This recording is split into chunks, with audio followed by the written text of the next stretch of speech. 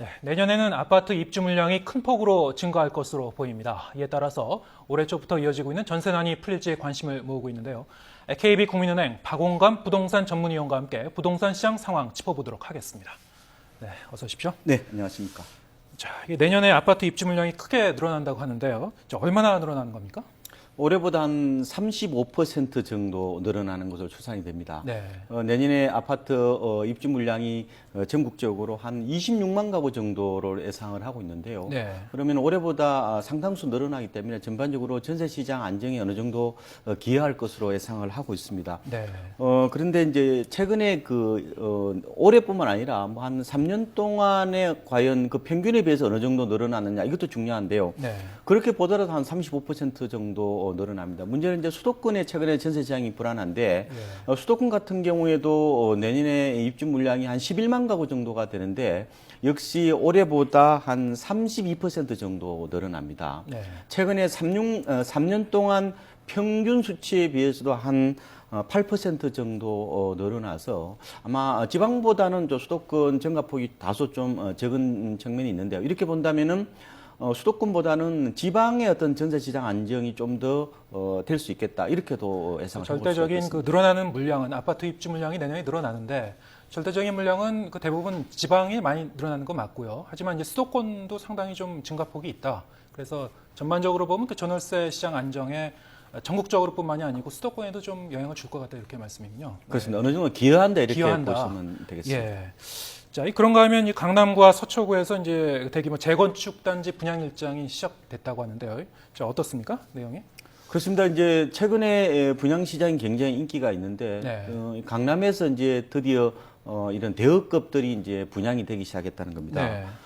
대치동의 청실 아파트 재건축이 한 1,600가구 정도가 되는데요. 예. 이 중에서 일반 분양분이 한 162가구 정도가 됩니다. 분양가는 3.3제곱미터당 한 3,200만 원 정도로 예상이 되고요. 예. 그리고 서초구 반포동 한신 1차라고 이 아파트가 있습니다. 예. 여기도 이제 대규모 단지 중에 하나인데 일반 분양분이 한 700가구 정도가 되어서 비교적 많죠. 예. 근데 분양가는 한 3.3제곱미터당 4천만 원 정도에 달할 것으로 예상이 되는데 예. 이 재건축 아파트 일반 분양이 성공을 하면은 전반적으로 재건축 어떤 개발 사업도 탄력을 받지 않을까 예상을 하고 자, 있습니다. 이게 뭐 강남구 대치동, 뭐 서초구 반포동 이러다 보니까 좀 가격대는 좀 높군요. 그렇습니다. 하지만 그럼에도 불구하고 좀 관심을 좀 많이 끌 것 같습니까? 지금 청약 시장을 보면은 연말까지 계약을 하면은 네. 양도세, 취득세 혜택을 동시에 누릴 수가 있기 때문에 네. 전반적으로 수요는 많습니다. 그래서 청약에 미달나거나 그런 상황은 오지 않겠다 이렇게 보고 있습니다. 예. 자, 그리고 이제 지금 전세난이 지금 계속 그냥 심했는데요. 전세 가격도 지금 계속 좀 상승세를 보이고 있고요. 좀 전세에 사시는 분들은 좀 걱정이 많을 것 같은데 전세 시장 상황도 짚어보겠습니다. 가을 이사철이 끝났지만 이 전세난이 아직 좀처럼 해소될 기미를 보이지 않아요. 자, 올해보다 내년 전세난도 심해질 것 같습니까? 어떻게 전망하십니까? 아마 이게 조심스러운 부분인데 네. 내년은 올해보다 그렇게 심하지는 않을 수 있겠다는 생각을 해봅니다. 네. 아까 전세 네. 시장에서 중요한 그 아파트 입주 물량이 좀 늘어나니까요. 늘어나는 네. 측면도 있고요. 그리고 너무 이게 단기간에 많이 올랐다는 측면, 네. 상승의 피로감 이렇게도 볼 수가 있는데 아마도 내년 아마 3월 달 정도까지는 전세 가격 상승세가 좀 불가피해 보인다 이렇게 3월까지요? 그렇습니다. 네. 근데 아마 하반기로 가면 갈수록 그렇게까지 올해 정도의 상승세는 아닐 수 있겠다. 다만 이게 완전히 전세 시장이 안정되는 건 아니죠. 왜냐하면 입주 물량이 비교적 늘어났다고 하더라도 집주인이 계속해서 이제 전세를 월세로 돌리는 경향도 있거든요. 네. 이거는 어떻게 보면 구조적인 측면이 있기 때문에 전세가 어떻게 보면 소멸되어 가는 과정의 불안이라고도 볼 수가 있기 때문에 아마 일부분 조금 그 상승률은 둔화되겠지만 완전히 전세 시장이 안정이 되기에는 좀 어렵지 않을까 이렇게 보고 있습니다. 좀 더 장기적으로 보면 언제쯤 정점을 찍을 것 같습니까? 이것은 굉장히 예측하기 어려운 측면이 네. 있는데요. 아마도 제 생각에는 한 2, 3년 정도 이후가 되면은 과연 이게 계속해서 전세값이 오르겠느냐. 네. 오히려 지금 나중에 집주인이 전세 보증금을 제대로 되돌려주지 못해서 역전세난이 일어날 가능성도 있거든요. 그렇군요. 네. 그래서 지금의 현상들이 계속해서 이어진다. 그렇게 믿기에는 여러 가지 그런 불확실한 측면들이 있지 않을까 이렇게 보고 어쨌든 한 있습니다. 2015년 이후는 좀 바라봐야 될 것이다. 지금 상승 추세를요. 그렇습니다. 당분은 좀 더 오르는 그런 추세로 봐야 되지 않을까 그렇군요. 이렇게 보고 있습니다. 사실 정부가 전세난 해소를 위해서 이제 여러 가지 제도를 도입했었는데 이른바 이제 목돈 안 드는 전세 제도, 자 실적이 그렇게 뭐 좋지는 않다고요. 그렇습니다. 네. 목돈 안 드는 전세 이제 1 같은 경우가 예, 예. 이제 실적이 미미합니다. 뭐 주로 이제 집주인들이 세입자를 위해서 이제 자기 집에다가 이제 예. 담보를 그렇죠. 잡아서 그리고 이제 이자는 이제 세입자가 내는 구조인데 이게 뭐 실적이 거의 없다고 그래요. 근데 이런 얘기를 합니다. 아담 스미스 국부론을 읽어보면요. 네.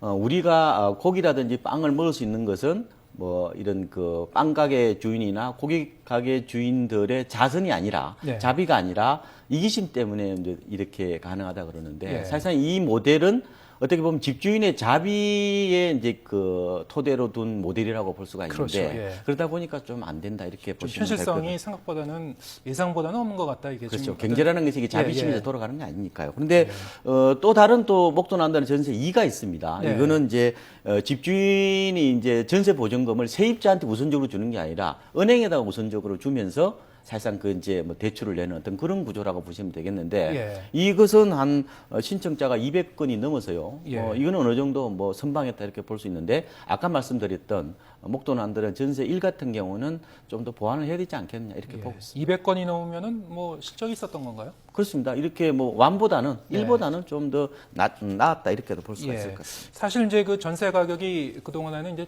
짝수해 좀 많이 오른다 이런 속설도 있지 않았습니까? 과거에는. 그렇습니다. 예. 근데 이제 얼마 전부터는 이것도 좀 깨진 것 같은데요. 어떻습니까?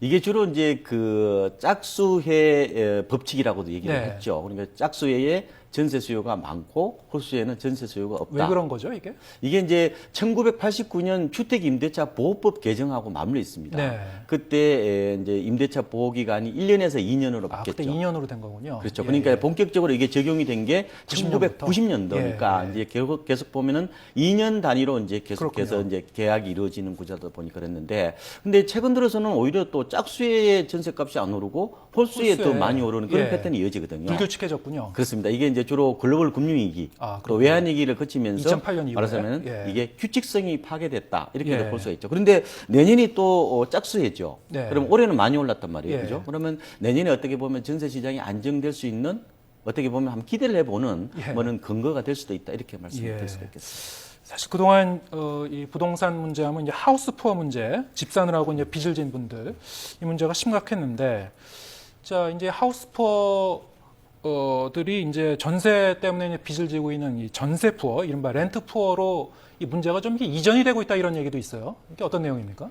그렇습니다. 지금 전세값이 오르니까 집주인들은 전세 보증금을 받아다가 은행 대출을 이렇게 갚는 이런 네. 경우들이 이제 많이 생기더라고요. 예. 그래서 최근에 한국은행 조사를 보면은 집주인 4명 중 1명이 오른 전세금으로 이제 대출금을 갚았다 이런 이제 통계가 있는데요. 네. 근데 어떻게 보면 집주인 입장에서는 부채, 빚의 총량은 바뀐 게 아니죠. 발등의 불만 이제 끈 거군요. 그렇죠. 어떻게 네. 보면은 세입자한테 그 보증금을 받았지만 네. 언젠가는 또 돌려줘야 될 빚이니까요. 예. 근데 다만 이 빚이 이제 성격이 달라진 겁니다. 예. 원래 은행 이자는 유이자죠. 그렇죠. 근데 세입자한테 받는 전세 보증금은 무이자죠. 네. 그러니까 그 대출 이자만큼 하우스푸어들이 이제 고통이 경감됐다 이렇게도 볼 수가 있겠죠. 예. 약간 여유를 찾을 수 있겠는데 문제는 그걸 고스란히 이제 무주택 세입자들이 이제 떠안는다는 겁니다. 예. 그래서 이제 전세 푸어 이런 얘기들이 많이 나오고 있고요. 그러다 보니까 이 전세 대출 이 부분들이 또 다른 이제 가계 부실 문제가 되는 게 아니냐. 그래서 네. 좀 더 금융 당국에서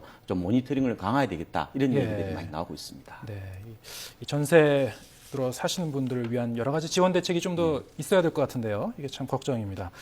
자, 이 우리나라만 있는 이 임대 제도인데요. 사실 제도 그 전세 제도가요. 아까도 좀 말씀하셨습니다만 이게 점점 좀 사라져가는 그 추세 아니냐 이렇게 하지 않았습니까? 장기적으로 보면 아마 이게 사라지는 장기적으로 과정이라고 가면 보셔야 맞다. 될 겁니다. 네. 그런데 지금 이게 당장은 아니더라도. 그렇죠. 당분간은 막 그렇게 될 가능성은 좀 낮다고 보는데요. 네. 왜냐하면은 전세 보증금은 집주인 입장에서는 세입자한테 돌려줘야 될 빚이라는 말씀을 드렸지 않습니까? 예. 그러면 뭐 1억짜리 같은 뭐 전세에다 이걸 월세로 돌리는 경우에는 뭐 얼마 안 있어도 이게 말하자면 자기 수익을 극대화할 수 있으니까요. 그런데 만약에 전세 보증금이 10억짜리다, 네. 뭐 아니면 7, 8억짜리다. 그러면 이게 빚을 갚기 위해서 또 빚을 조달해야 되는 구조이다 보니까 당분간은 아예 저가 주택들은 월세로 넘어가고 이미 다 넘어갔죠. 중간은 반전세 형태로 남고요.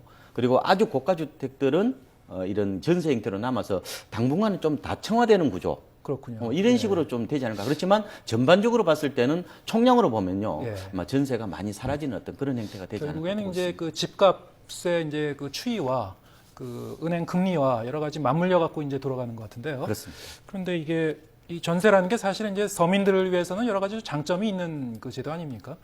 그래서 뭐 여기에 대해서도 이제 정부 차원의 이제 여러 가지 지원을 하고 있는 상황인데 어쨌든 지금 말씀하신 대로 그 점차 이제 월세로 이제 그 돌리는 분들이 많아지고 있고요. 이 전세난도 심화되고 있는데 좀 더 지켜봐야 될 것 같습니다.